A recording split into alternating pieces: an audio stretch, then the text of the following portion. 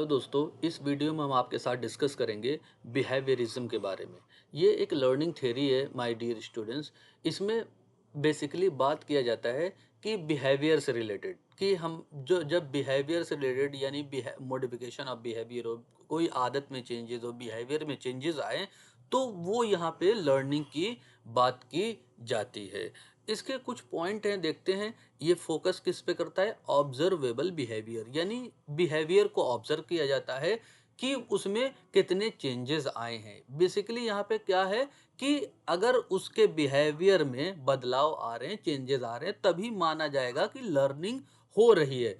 इसमें माइंड से रिलेटेड कोई बात नहीं होती, यानी इंसान के माइंड में कितना उसने सीखा, क्या उसके नॉलेज है, इसमें कोई बात नहीं की जाती है। सिर्फ इसमें एक चीज़ देखी जाती है कि उसकी आदत में, उसके बिहेवियर में बदलाव आए हैं कि नहीं आए हैं।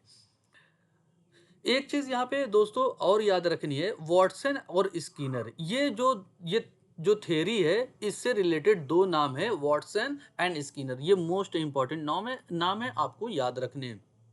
इसमें एक की कॉन्सेप्ट क्या है? इसमें लर्निंग जो है ना होती है भाई, स्टिमुलस एंड रिस्पॉन्स होती है, यानी एसआर मॉडल पे ये काम करती है। यानी कोई चीज़ ऐसी होगी तो उसका रिस्पॉन्स कुछ मिलेगा। एक एग्जाम्पल के थ्रू आपको समझाते हैं कि मान लीजिए एक टीचर है। टीचर क्या करते हैं? क्लास में बच्चों को प्रेस करते हैं, बच्चों की तारीफ करते हैं, तो रिजल्ट क्या निकल के आता है? रिस्पॉन्स क्या होता है बच्चों का रिस्पॉन्स क्या होता है कि वो ज़्यादा से ज़्यादा स्टडी करने लगते हैं।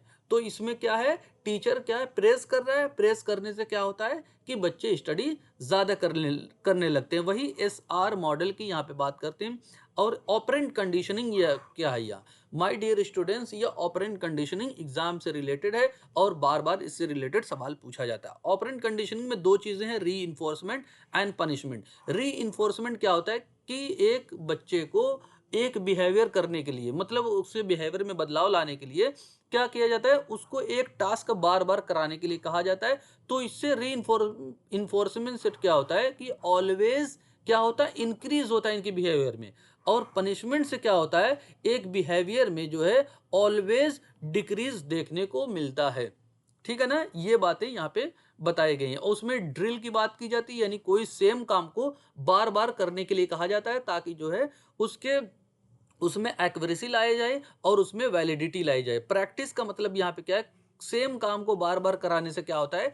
उसमें मास्टरी हासिल होती है। रिवॉर्ड वगैरह की यहाँ पे बात करती है। और यहाँ पे बिहेवियर मॉडिफिकेशन, यानी कितना बदलाव आया है बिहेवियर में, सिर्फ यहाँ पे वही चीज़ देखी जाती है। और माइंड में कितनी नॉलेज है, ये इसको इग्नोर करता है। आई होप ये बात आप लोग को समझ में आई होगी। Thank you for watching video.